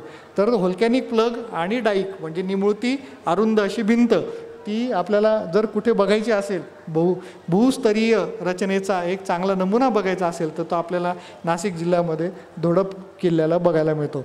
धोडप किल्ला जर मित्रांनो तुम्ही बघितलं, नाशिकचा एक मॅप घ्या आणि त्याचा मध्यबिंदू काढण्याचा प्रयत्न करा, आणि कर्कटक जर त्याच्यावर ठेवलं तर त्याचा जर सेंटर कुठे येत असेल तर तो धोडपला येतो. आणि हा धोडपचा जो किल्ला आहे तो काय म्हणतात नाशिकचा मध्यबिंदू आहे असं म्हणायला हरकत नाही. त्याला 5 माच्या आहेत, आणि त्या 5 माच्यांवरनं एका बाजूने तटबंदी करून त्याला वर जाण्यासाठी रस्ता कोरलेला आहे. आता अशा डाईकच्या रचना फक्त धोडप किल्ल्यालाच दिसते का? तसं नाही. तर अशा डाईकच्या रचना अनेक ठिकाणी आपल्याला सह्याद्रीमध्ये दिसते. ते तेलबेला म्हणून एक किल्ला आहे, काही लोक किल्ला म्हणतात, काही लोक म्हणत नाहीत, परंतु तो पुणे जिल्ह्यात येतो. भैरवगड आहे मोरोशीचा, तो पण असा निमुळता भिंत असलेला एक किल्ला आपल्याला तिथे दिसून येतो. आणि ही डाईकची रचना, धोडप किल्ला जो आत्ता मी तुम्हाला दाखवला खालच्या बाजूला दिसतोय, आणि जो ब्रह्मगिरी आपला त्र्यंबकेश्वरचा आहे तर त्याला पण एक निमुळती भिंत आहे दुर्गा भंडार भागामध्ये. तर ती सुद्धा असे 4 डाईकच्या प्रमुख रचना आपल्याला दिसून येतात. त्याच्यापैकी 2 ज्या रचना आहेत म्हणजे एकतर दुर्ग भांडार या भागातली खालची आणि वरचं धोडपची, अशा 2 डाईकच्या रचना आपल्याला एकाच ठिकाणी बघायच्या असतील तर तो म्हणजे नाशिक जिल्ह्यामध्ये या दोन्ही डाईकच्या रचना आपल्याला दिसून येतात. आणि धोडप किल्ल्याची जी डाईक आहे म्हणजे जी मी आता बाजूने दाखवत होतो जिला खाच आहे, ती जर समोरून तुम्ही बघितली तर ती जी आहे ती सर्वात मोठी डाईक म्हणजे नैसर्गिक भिंत तयार झालेली ज्वालामुखीमधून ती आपल्याला नाशिक जिल्ह्यात दिसून येते. आणि त्याचा अतिशय सुंदर असा फोटो तुम्हाला इथे स्क्रीनवर दिसतोय. तर त्या रचनेला एक नैसर्गिक खाचही पडलेली आहे, अशी खाच कुठे आढळत नाही. त्या खाचेवर एक बुरुज होता, त्या ब्लॅक अँड व्हाईट फोटोमध्ये तो बुरुज दिसतोय आणि त्या बुरुजामधून त्या व्होल्कॅनिक प्लग म्हणजे तिथल्या सुळक्याचा फोटो काढला आहे. कालांतराने तो बुरुज पूर्ण ढासळला आहे आणि आता फक्त त्याचा गोल असा चौथरा उरला ज्याच्यावर ते आमचे मित्र फोटो काढतायत. तर त्या बुरुजावर म्हणजे डाईक रचनेवर असलेला बुरुज असं देखील कुठेही रचना नव्हती, परंतु ते आज ढासळलं आणि आपल्याला फक्त तिथे रेलिंग बघायला मिळतं. ते एक दुर्मिळ हे आहे म्हणून तुमच्यासाठी दाखवलं. त्र्यंबकगडाचा दुर्ग भांडार भाग आणि त्याची डाईक आहे, त्या भिंतीवरनं चालत गेल्यावरच आपल्याला दुर्ग भांडार या भागामध्ये प्रवेश मिळतो. आणि त्या डाईकला सुद्धा आपल्या मराठ्यांनी अतिशय खुबीने वापर करून त्याला किल्ला बनवला आहे आणि त्याच्यातून पायऱ्या करून काढल्या आहेत. हे असं अद्वितीय दुर्ग स्थापत्य रचनेचं काम आपल्याला मराठ्यांकडून झालेलं दिसतं. आधी त्याचा जो दरवाजा होता तो माती आणि याच्याने बुजला गेलेला होता, परंतु आता दुर्ग संवर्धन आणि गडकिल्ले वाचवण्याची जी मोहीम आपण बघतो त्याच्यातून तो पूर्णपणे मोकळा झाला आहे. आणि ज्यांनी कोणी ते दुर्ग संवर्धन केलं असेल त्यांना नक्कीच आपण इथे धन्यवाद देऊ शकतो. मांगीतुंगी किल्ल्याला पण एक निमुळती भिंत आढळते आणि ती देखील डाईकची रचना आहे, परंतु मांगीतुंगी हा किल्ला नाही, तो एक धार्मिक गड आहे. नैसर्गिक नेडं म्हणजे छिद्र. काही डोंगरांना छिद्र असतात आरपार पडलेले, नैसर्गिक असतात. ते हवेने इरोजनमुळे किंवा भौगोलिक तिथल्या रचनेमुळे त्यांना पडतात. तर तसे नेडं असलेले किंवा छिद्र असलेले सर्वाधिक जे किल्ले आहेत ते देखील नाशिकमध्ये आपल्याला सापडतात. मोहनदर, पिंपळा, कंडाळा किल्ला किंवा कणेरगड, गोरखगड, मदनगड आणि त्याच्या व्यतिरिक्त काही डोंगर पण आहेत, चांबरलेणी, शिंगारा डोंगर आणि असे आपल्याला किल्ले छिद्र असलेले सापडतात. त्याच्यामध्ये मदनगड, कणेरगड, कंडाळा आणि मोहनदर विशेष म्हणजे या सर्व नेड्यांमध्ये किंवा या सर्व याच्यामध्ये आपण ट्रेकिंग करून जाऊ शकतो आणि आपल्यापैकी बरेचसे मित्र तिथे गेलेले पण आहेत. त्यात गेल्यावर एक वेगळा आनंद असतो. त्याच्यातून दोन्ही बाजूंचा आपल्याला नजारा तर बघायला मिळतोच, परंतु त्यातून हवा देखील वारा देखील प्रचंड प्रमाणात वाहत असतो, त्यामुळे एक त्यात वेगळी मजा असते. आता हे जी छिद्र पडलेली आहेत नैसर्गिक, तर सर्वात मोठं जे छिद्र आहे ते आपल्या नाशिकचे पिंपळागड किंवा कंडाळा किल्ल्याला आपल्याला बघायला मिळतं. त्याच्यामध्ये जवळपास 50 लोक बसतील एवढं मोठं ते छिद्र आहे आणि त्याच्यामधून आपल्याला सर्वोच्च दुर्ग एका बाजूला साल्हेर दिसतो, तर दुसऱ्या बाजूला चणकापूर धरण आणि इतर सगळा परिसर आपल्याला दिसत असतो. तर सर्वात मोठं नेडं आणि सर्वात जास्त नेडं असलेले किल्ले हे देखील आपल्याला नाशिकमध्ये दिसून येतात. लेणी, अनेक किल्ल्यांना लेणी आहेत. लेणी तर सेपरेट असतातच, वेगळ्या असतातच, परंतु अनेक किल्ल्यांना लेणी देखील आहेत. तर त्या सर्वाधिक लेण्या ज्या आहेत त्या आपल्याला नाशिक जिल्ह्यात दिसून येतात किल्ल्यांवरच्या. आणि आणकाई किल्ला, इंद्राई, अंजनेरी, त्रिंगलवाडी आणि पट्टा उर्फ विश्रामगड अशा आपल्याला 5 किल्ल्यांवर आपल्याला नाशिक जिल्ह्यामध्ये लेणी दिसून येतात. हे आता लेणींचे फोटो आहेत. त्रिंगलवाडी जे आहे ते लेणं आहे, लेणी मंदिर, आणकाई, अंजनेरी आणि विश्रामगड आणि इंद्राई. तर इंद्राईला खूप प्रमाणात मोठ्या प्रमाणात लेणी आहेत आणि विशेष म्हणजे जवळपास या सर्वच लेणी ज्या आहेत त्या जैन लेणी आहेत मित्रांनो. एवढं काम आपल्या नाशिक जिल्ह्यामध्ये लेणीचं आहे. आता याच्यामध्ये लेणी मंदिर म्हणजे गुहा मंदिर, केव टेम्पल असं ज्याला म्हणता येईल, ते नाशिकचे त्रिंगलवाडीच्या पोटात आहे. ज्यांना गिर्यारोहण करता येत नाही ते देखील या मंदिरापर्यंत जाऊ शकतात. गाडी जाते. त्रिंगलवाडी असं नावाचं गाव आहे इगतपुरीच्या पाठीमागच्या बाजूला. आणि हे एक जैन लेणं आहे, परंतु त्याचं जी रचना आहे ती लेण्यासारखी नाही, ती मंदिरासारखी आहे, म्हणून त्याला गुहा मंदिर म्हटलं आहे. त्याचा सभामंडप आहे. त्याचे बाकीचे खांब जरी स्तंभ जरी तुटलेले असले तरी पण त्याच्यावर विलक्षण असं मंदिरासारखं काम केलेलं आहे. अनेक शिल्प आपल्याला तिथे दिसून येतात. त्याचं प्रवेशद्वार आहे, त्याच्यावरची शिल्पकला आहे सर्व त्याच्यावरचं द्वारशाखा त्याच्यावर आपल्याला कोरलेल्या दिसून येतात. असं हे सगळं गुहालेणी जे आहे असं काम आपल्याला सह्याद्रीत किंवा उर्वरित महाराष्ट्रात इतर ठिकाणी बघायला मिळत नाही, जे आपल्याला त्रिंगलवाडी किल्ल्याला आपल्याला बघायला दिसून येतं. आणि काही किल्ल्यावर देखील लेणी आहेत. आपण त्रिमूर्ती शिल्प जे महाराष्ट्र टुरिझमचा लोगो आहे त्याच्यामध्ये त्रिमूर्ती शिल्प बघतो. मुंबईजवळ बेट आहे अरबी समुद्रामध्ये आणि त्याला घारापुरीच्या लेणी किंवा एलिफंटा केव्ज म्हटलं जातं. तिथलं त्रिमूर्ती शिल्प हे अत्यंत प्रसिद्ध असं लेणं आहे आणि त्याची प्रतिकृती आपल्याला असं वाटतं की कुठेही नाही, परंतु ते आपल्या आणकाई किल्ल्यामध्ये आहे. तिची झीज झाली बऱ्यापैकी, परंतु तेच भाव ब्रह्मा विष्णू महेश आणि त्यांचं सगळं तिथे आपल्याला दिसून येतं. इकडच्या बाजूचं मुख जरा जास्त झिजलं आहे त्यामुळे फोटो ते येऊ शकलं नाही. आणि ते बाहेर असलेले त्याचे द्वारपाल आणि त्याला असलेली प्रदक्षिणा करण्याची रचना अशी आपल्याला आणकाई किल्ल्याच्या पोटामध्ये दिसून येते. हे एक विशेष. मांगीतुंगी एक ती मध्ये असलेली डाईची रचना, त्याच्यावर 2 व्होल्कॅनिक प्लग म्हणजे ते सुळके आणि त्या सुळक्यांच्या भोवती असलेले लेणे, जैन लेणी आहेत त्या सुळक्यांच्या भोवती असलेल्या लेण्या, असा रचना आपल्याला सह्याद्रीत कुठेही बघायला मिळत नाही. 2 सुळक्यांच्या पायथ्याशी गोलाकार आकारामध्ये रचना केलेली आहे आणि त्याचाच धागा आज आपल्या इथे आहे की मांगीच्या सुळक्याखालचा जो कडा आहे तो फोडून तिथे 108 फूट ऋषभदेवांची मूर्ती तिथे कोरण्यात आली. असा प्रयोग सह्याद्रीत कुठेही झालेला नव्हता, जो नाशिक जिल्ह्यात झाला. आणि आज आपल्याकडे एक विशेष असं जैन मूर्ती जी बघायला जगभरातून लोक येतात आणि ती आपल्याला तिथे दिसून येते. तर इथे देखील गाडी जाते आणि रोपवे जातो, बरेच रोपवेचं काम चालू आहे. तर आपण नक्की इथे गेलात तर भेट द्या. या व्यतिरिक्त आपल्याला 2 प्रसिद्ध लेण्या दिसून येतात. एक त्रिरश्मी उर्फ आपल्या बोलीभाषेत पांडवलेणी आणि गजपंथ आणि म्हणजे चांबर लेणी, अशा आपल्या शहराच्या नैऋत्येकडे आणि वायव्येकडे अशा 2 लेण्या दिसून येतात. 2-2 हजार वर्ष जुनं हे लेणे आहेत आणि यांच्याबद्दल काय सांगायचं. पांडवलेणीमध्ये जवळपास 28 शिलालेख आहेत की जेवढे शिलालेख कुठल्या इतर लेण्यांवर नाही. आपल्याला सातवाहन काळापासून तर बऱ्याचशा राजवटींचे तिथे लेख दिसून येतात. चांबरलेणी जे आहेत ते प्रसिद्ध आहेत. अनेक लोक चांबरलेणी परिसरात फिरायला जात असतात. तर तिथले ही 11.5 फूट उंचीची पार्श्वनाथांची मूर्ती आहे आपल्याला दिसून येते. गडरक्षक देवता हनुमान. आपण कुठल्या पण किल्ल्यावर गेलो ट्रेकिंग करतो तेव्हा आपल्याला 2 शिल्प दिसतात, एक म्हणजे हनुमान आणि दुसरं म्हणजे गणपती. पण हनुमानाचं शिल्प खूप ठिकाणी दिसतं. तर पूर्ण महाराष्ट्रामध्ये जेवढे काही गड किल्ले आहेत त्याच्यावर कोरलेला जो हनुमान आहे त्या सर्वात मोठा हनुमान जो आहे आपल्याला त्रिंगलवाडी किल्ल्यावर दिसून येतो. आणि हा जवळपास तो जो दरवाजा आहे त्याचा तो 10-11 फुटाचा असेल, जवळपास तेवढ्याच आकाराचा हनुमान आहे. त्याच्या पायाखाली तो पनोती नावाचा राक्षसाला त्याने दाबून टाकलेला आहे, असा तो वीर हनुमान आपल्याला तिथे दिसून येतो. आणि गड किल्ल्यांवरचा महाराष्ट्रामध्ये सर्वात मोठा हनुमान जो आहे तो नाशिकच्या त्रिंगलवाडी किल्ल्यावर आपल्याला दिसून येतो. शिलालेख असलेले किल्ले पण सर्वाधिक नाशिक जिल्ह्यातच आहेत. तर साल्हेर, मुल्हेर, हरगड, गाळना, रामशेज, हातगड, समोर जे आपल्याला 15 किल्ल्यांची यादी दिसते, चांदवड, हरिहर, ब्रह्मगिरी, अलंग, तर ह्या सर्व किल्ल्यांवर आपल्याला शिलालेख आढळतात. आपण अनेक किल्ले बघतो आणि अनेक किल्ले ऐतिहासिक किल्ले म्हणून ज्यांचे उल्लेख आहेत. तर आपण रायगड सोडला तर अनेक किल्ल्यांवर आपल्याला शिलालेख दिसत नाहीत. परंतु नाशिक जिल्ह्यामध्ये 15 किल्ले असे आहेत की ज्याच्यावर आपल्याला शिलालेख आढळून येतात.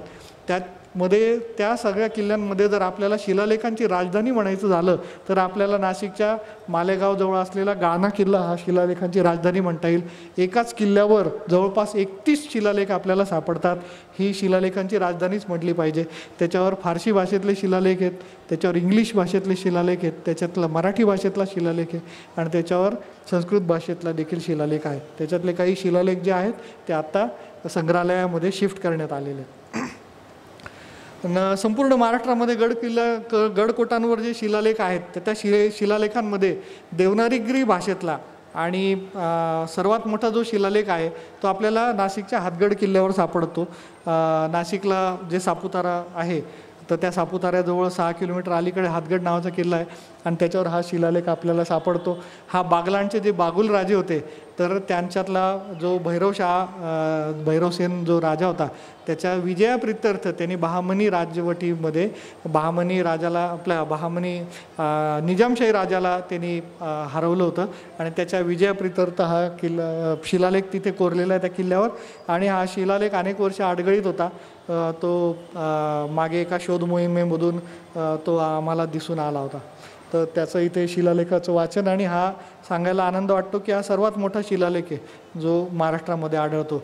अनेक गड किल्ल्यांवर पाण्याची टाकी आहेत कारण गड किल्ल्यांचा वापर हा लष्करी याच्यासाठी आणि ॲडमिनिस्ट्रेशनसाठी झाला तर त्यावर खूप गड किल्ल्यांवर पाण्याची टाके सापडतात. गड किल्ल्यांच्या पाण्याचं एक महत्त्व आहे. ते गार असतं, थंड असतं, ते पिल्यावर आपल्याला गोडवा जाणवतो, थकवा जातो असे सगळेजण म्हणतात. तर हे सगळं जे पाणी आहे तर ह्या गड किल्ल्यांवर जे असलेले पाण्याचे टाके आहेत हे फार महत्त्वाचं साधन होतं. सह्याद्रीचा जो बसाल्ट नावाचा दगड आहे तो त्याला पोरॅसिटी किंवा सच्छिद्रता त्याची कमी आहे त्यामुळे त्याच्यात पावसाचं किंवा इतर पाणी धरून ठेवण्याची क्षमता जास्त आहे. जे बाष्पीभवनाने उडेल तेवढंच, परंतु बाकीचं पाणी जे आहे ते सैन्याच्या आणि इतर शिबंदीच्या कामासाठी वापरलं जात होतं. तर ते सर्वात जास्त पाण्याचे टाके असलेले किल्ले म्हणजेच पट्टा किंवा विश्रामगड हा देखील नाशिक जिल्ह्यामध्येच आहे. याच्यावरनं आणि त्याच्यावर 63 आपल्याला जवळपास पाण्याची टाकी दिसतात, 68 पाण्याची टाकी दिसतात. तर एवढा मोठा पाण्याचा साठा आपल्याला एखाद्या किल्ल्यावर सापडू शकतो आणि तो आपल्या नाशिक जिल्ह्यामध्ये आहे. नदीचे उगमस्थळ ब्रह्मगिरीला आपल्याला माहिती आहे सगळ्यांना की गोदावरी गंगा नदीचा जी आपल्या बाजूलाच वाहते तिचा उगम ब्रह्मगिरी पर्वतावरनं झाला आहे. परंतु ब्रह्मगिरी हा एक किल्ला पण आहे, त्याला त्र्यंबक किल्ला असं म्हणलं जायचं. आणि तिच्यावरनं उगम होणारी ही जी आहे ही भारतातली दुसऱ्या क्रमांकाची लांब नदी जी आहे ती ब्रह्मगिरीवरनं उगम पावते आणि नाशिकवरनं तिची दिशा बदलली जाते. तिथून ती दुसऱ्या दिशेला वळते म्हणून इथे आपल्याला रामकुंड आणि हे सगळं तीर्थक्षेत्र निर्माण झालेलं आपल्याला दिसून येतं.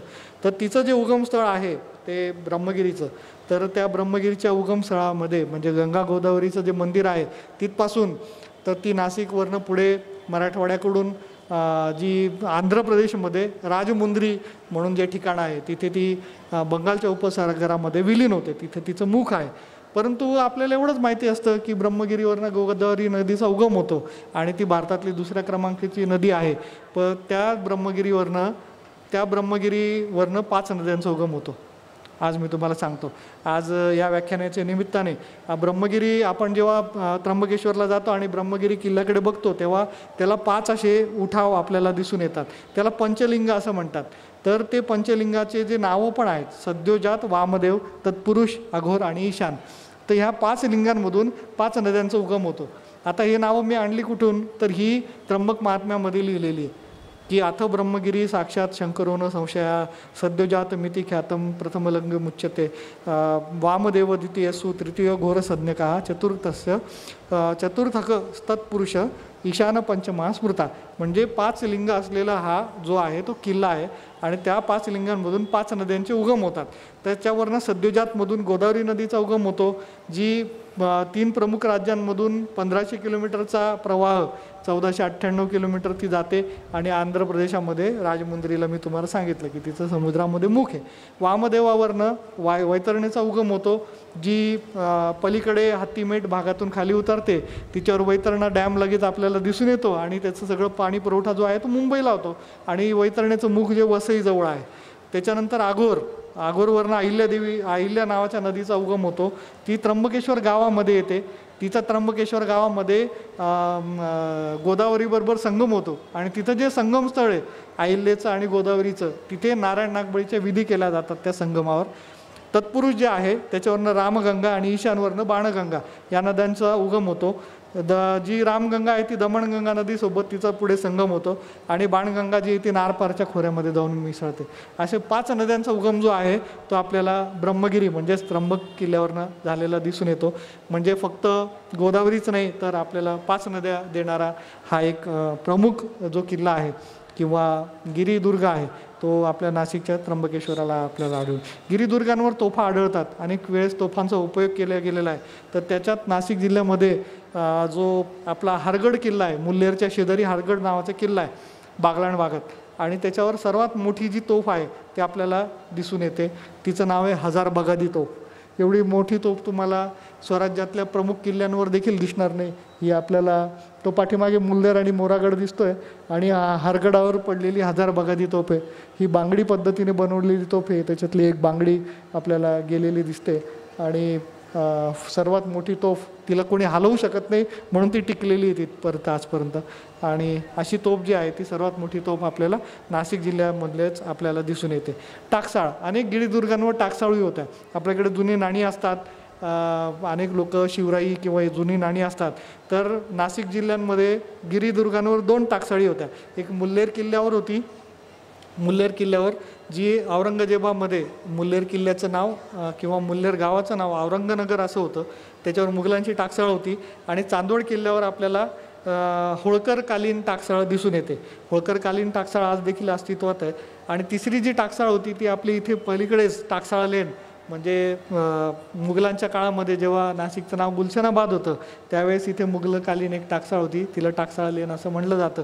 आणि गुलशनाबाद चे कॉईन्स चांदीचे आजही प्रसिद्ध आहे. ही मुल्लेर किल्ल्यावरचं एक वास्तू आहे. ही टाकसाळ असावी का नसावी माहिती नाही, परंतु ही मुल्लेर किल्ल्याचं एक प्रतिनिधित्व करावं म्हणून ते फोटो इथे दाखवला आहे. इथे अशा प्रकारची नाणी पाडली जायची जी जहांगीरपासून याच्या अकबरापर्यंत सगळ्या राजवटींनी हे केलेलं आहे. हे अर्धा रुपया आहे. हा औरंगनगर म्हणजे मुल्लेरमध्येच पाडलेला, याच्यावर मू असं मुल्लेरचं एक मिंट मार्क आपल्याला दिसतो. आणि ही जवळपास 11 ग्रॅम वजनाचं हे नाणं आहे. पुढे हे चौथा म्हणजे चतुर्थ म्हणजे पाव रुपया आहे हा, आणि हा पण तिथला मुल्लेरच्या टाकसाळीमधूनच निघाला. ही चांदवड किल्ल्यावरची टाकसाळ मात्र होळकरकालीन जी आहे ती आज पण शाबूत आहे, आपल्याला बघायला मिळते. अशी तिची आत्ता सध्या अवस्था आहे, रिस्टोरेशन होऊ शकतं. पण टाकसाळ होती ह्या सर्वांना लोकांना माहिती म्हणून गुप्तधन सापडेल या उद्देशाने अनेक लोकांनी तिला खंडित केलेली आहे. आणि मराठा जो चांदवडी रुपया किंवा जाफराबाद असं त्या मिंट किंवा त्या टाकसाळीचं नाव त्याच्यावर आपल्याला कोरलेलं दिसून येतं. त्या काळची राजव्यवहाराची भाषा फारशी होती, मुघलांचं राज्य असल्यामुळे, त्यामुळे बरेचसे आपल्याला त्याच्यावरचे वर्ड्स जे आहेत ते फारशी भाषेतून दिसतात.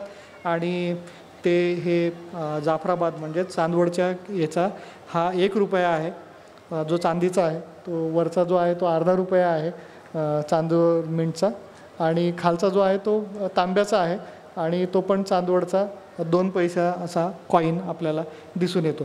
चांदवड किल्ल्यावर आम्ही गेलो त्यावेळेस मी जाताना माझ्या संग्रहामधला असलेला एक रुपया जो त्याच टाकसाळीतून निघाला होता म्हणून तिथे मित्रांना दाखवायला घेऊन गेलो होतो. नाशिक शहरामध्ये देखील टाकसाळ होती आणि ती तटबंदी वेशीच्या आतमध्ये होती. आपल्याला इथे वेस होत्या या माहिती आहे. आणि त्याच्यातही टाकसाळ लेन आजही प्रसिद्ध आहे. तिथं नाणीचा कारखाना अजूनही बघायला मिळत होता, पण तो आता सध्या बंद झालेला आहे. आणि त्याच्यातलं हे नाणं आहे आपल्या गुलशनाबाद असं त्याच्यावर लिहिलेलं आहे. खालच्या बाजूला जे ध्वज, एक स्तंभ आणि त्याला उडणारा असा ध्वज दिसतो ते ह्या मिंटचं मार्क आहे गुलशनाबादचं. आणि अनेक लोकांच्या घरात नाशिकमध्ये आपल्याला तो हा नाशिकचा गुलशनाबादचा रुपया आजही दिसून येतो. अनेक लोक पूजेत त्याला वापरतात. आधुनिक नाशिक शहरामध्ये 1928 साली ब्रिटिशांनी तोच धागा घेतला आणि इथे करन्सी नोट प्रेस चालू केली, जी आजही आपल्याला इथे चालू आहे ते दिसून येतं. आणि म्हणजे नाशिकचा आणि कॉईन किंवा चलनांचा जो इतिहास आहे तो प्राचीन काळापासून म्हणजे ऐतिहासिक काळापासून आज देखील आपल्याला बघायला मिळतो. नाशिकमध्ये अनेक ऐतिहासिक घटना घडल्या, तर त्या मराठ्यांच्या इतिहासाला काही प्रमुख कलाटणी देणाऱ्या घटना घडल्या. 1671 साली साल्हेरचा विजय, 1682 साली रामशेजचा लढा, धोडपचं युद्ध 1768 आणि त्र्यंबकगडाची झुंज 1818. हे 4 जे असे प्रमुख प्रसंग आहे की हे याचा जर निकाल विरुद्ध दिशेने लागला असता तर मराठ्यांचा इतिहास फार वाईट झाला असता. परंतु हे 4 जे विजय आहे, साल्हेर विजय प्रत्यक्ष शिवाजी महाराजांच्या नेतृत्वाखाली साल्हेरचा किल्ला ताब्यात घेण्यात आलेला होता आणि ते समोरासमोर युद्ध झालेलं होतं किल्ल्याच्या खाली. रामशेजचा लढा आपल्याला माहिती आहे, मी आत्ता सांगितलं 5.5 वर्ष एका किल्ल्याने झुंज दिलेली आहे. धोडपचं युद्ध 2 पेशव्यांमध्ये झालेलं आहे, काका आणि पुतण्यामध्ये, माधवराव पेशवे आणि त्यांचे हे 2 पेशव्यांमध्ये, आणि त्याच्यामुळे माधवरावांकडे ते राहिलं, त्यामुळे ते पुढे सगळं आपल्याला चांगला इतिहास सगळा दिसून येतो. आणि त्र्यंबकगडाची झुंज जी ब्रिटिशांविरुद्ध मराठ्यांनी दिलेली होती, हे सगळ्या इतिहासाला प्रमुख कलाटणी देणाऱ्या घटना पण नाशिकमध्येच घडल्या. 5.5 वर्ष एवढासा दुर्ग रामशेजचा किल्ला, परंतु त्यांनी 5.5 वर्ष झुंज दिलेली आहे. हे एक नाशिककरांसाठी किंवा आपल्या शहरामध्ये शहरालगत हा किल्ला असल्यामुळे याचा आपल्याला अभिमान वाटतो की एवढा लढा इतिहासामध्ये कुठल्याही किल्ल्याने दिलेला नाही. आणि इथेच आता बाजूला काळाराम मंदिराचा कळस दिसतोय. काळाराम मंदिराला देखील ह्या किल्ल्यावरूनच दगड आणला गेला रंगराव ओडेकरांच्या नेतृत्वाखाली असं म्हणलं जातं. तर ते देखील एक महत्त्वाचं इथे आहे. ह्या किल्ल्यांचं ना ब्रिटिशांनी खूप धसका घेतला होता की ह्या किल्ल्यांच्या आधाराने हे सगळं सत्ता उलथवतात. त्या दिल्लीच्या औरंगजेबाला देखील यांनी नामोहरम करून टाकलं आणि मुघलाई मिटवून टाकली. असे एक गड किल्ले फार जबरदस्त आहेत आणि ह्यांच्या मदतीने हे मराठी लोक काहीही करू शकतात. तर त्या गड किल्ल्यांचा वापरच बंद केला पाहिजे म्हणून अनेक गड किल्ल्यांवर जाण्याच्या वाटा ह्या उद्ध्वस्त केल्या, त्यांना सुरुंग लावले गेले. तर असे सर्वाधिक जे किल्ले आहेत ज्यांच्या वाटाच बंद करून टाकल्या, अलंग, मदन, चांदवड, त्याच्यानंतर राजदेर, दोडप, गडगड, रामशेज आणि औंढा, असे आपल्याला सर्वाधिक किल्ले जे आहेत ते नाशिक जिल्ह्यातच दिसून येतात. रानफुलाच्या प्रजातीला किल्ल्याचं नाव, हे एक रानफूल आहे, फार दुर्मिळ आहे आणि ते एका दुर्मिळ प्रजातीचं नाव. तर हे सेरोपेजिया अंजिनेरिका, आपल्या अंजिनेरी किल्ल्यावर ना एक ही वनस्पती आढळते. याला लहानी खुरपुडी असं मराठीतून म्हणतात. आणि नाशिकच्या काही वनस्पती शास्त्रज्ञांनी हे शोधून काढले की वेगळी स्पीसीज आहे, त्यामुळे जगभरामध्ये याचं सेरोपेजिया अंजिनेरिका असं नाव प्रसिद्ध झालं. आणि अंजिनेरी हा किल्ल्याचा शब्द फुलाला मिळाला, ही एकमेव घटना पूर्ण महाराष्ट्रामध्ये घडली. आणि एका फुलासाठी किल्ल्याचं नाव देण्याचा प्रसंग आपल्याला दिसून येतो. शस्त्र, एक ही मुल्लेरी मूठ नावाची तलवार आहे जी मुल्लेरला तयार व्हायची. आपल्याकडे शस्त्रास्त्रांचे कारखाने नव्हते, मराठ्यांकडे खूप काही शस्त्रास्त्र बनवण्याचं किंवा हे नव्हतं, परंतु ते काही कारागिरांकडून बनवून घ्यायचे. तर मुल्लेरला खाली शस्त्रास्त्र बनवण्याचं एक हे होतं, म्हणजे कारखाना होता. आणि तिथे शिवाजी महाराजांनी ऑर्डर देऊन अनेक तलवारी बनवून घेतल्या होत्या. तर ही जी मूठ दिसते, तर मराठ्यांकडची जी मूठ होती तलवारीची, तिला बोटांना असं काही कवर नव्हतं. तर त्याला जो कवर तयार झालं की पुढच्या समोरच्या शत्रूचा वार आपल्या बोटांवर बसू नये म्हणून ते कवर तयार करण्यात आलं, ज्याच्याने बोटांवरचा वार वाचायचा. आणि मग ती तलवार जी होती ती वरच्या बाजूला खूप वजनदार असायची किंवा ती फिरवण्यासाठी कधी कधी श्रम पडायचे. तर मग खाली त्याचा बॅलन्स व्हावा म्हणून तो खिळा जो दिसतोय खालच्या बाजूला, तो खिळा त्याला बसवण्यात आला. तो थोडासा दडस असायचा जेणेकरून तो बॅलन्स व्हायचा आणि तलवार सहज हाताने फिरवता यायची. तो जो खालचा खिळा बसवला आहे ना, त्याला मुल्लेरी मूठ असं म्हटलं जातं. ही मुल्लेरी मूठ जी आहे ती शिवाजी महाराजांनी त्यांच्या अभ्यासातून आणि याच्यातून त्या तिथल्या कारागिराला ऑर्डर देऊन बनवून घेतली, म्हणून ती मुल्लेर मूठ म्हणून प्रसिद्ध झाली. आणि प्रसंगी हा जो खालचा खिळा आहे तो एखाद्याच्या शत्रूच्या डोक्यात मारणं किंवा छातीत खुपसण्यासाठी देखील त्याचा उपयोग होत असे. आणि अशी मुल्लेर म्हणजे एका किल्ल्याचं नाव एका शस्त्राला मिळालं, ही पण एक इतिहासातली वेगळी घटना आपल्यासमोर मी इथे नमूद करू इच्छितो. सांगण्यासारखं खूप काही आहे आणि बरोबर 1 तास झालेला आहे. तर मला असं वाटतं की आपण इथे थांबूया.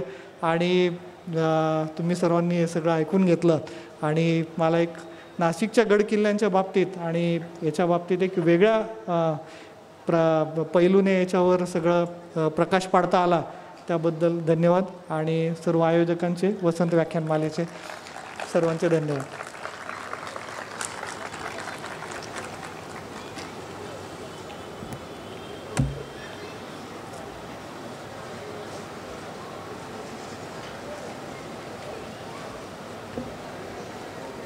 आजचे वक्ते सुदर्शन कुलथे यांनी नाशिक जिल्ह्याच्या गडकिल्ल्यांविषयी अतिशय सुंदर माहिती आपल्यासमोर सादर केली, त्याबद्दल मी त्यांना मनपूर्वक धन्यवाद देतो. या माहितीतून आपल्याला या गडकिल्ल्यांना भेटी देण्याची प्रेरणा निश्चितपणे मिळेल असा विश्वास व्यक्त करतो. उद्या या ठिकाणी स्वीडन या परदेशातून डॉक्टर इश्तियाक अहमद हे आपल्याशी संवाद साधणार आहे. ते मूळचे पाकिस्तान येथील रहिवासी आहेत, परंतु गेल्या काही वर्षांपासून ते स्वीडन या देशात स्थलांतरित झालेले आहेत. एक ज्येष्ठ पत्रकार, विचारवंत आणि लेखक म्हणून डॉक्टर इश्तियाक अहमद संपूर्ण जगामध्ये प्रसिद्ध आहेत. त्यांचं व्याख्यान ऐकण्यासाठी उद्या या ठिकाणी बेंगलोर, हैदराबाद, मद्रास, मुंबई आणि पुणे येथून देखील अनेक त्यांचे चाहते येणार आहेत. उद्या आपण या उद्याच्या व्याख्यानाचा मोठ्या संख्येने लाभ घ्यावा अशी आपल्याला विनंती करतो आणि आजचं हा कार्यक्रम संपला आहे असं मी जाहीर करतो. आपल्यालाही पुन्हा एकदा धन्यवाद.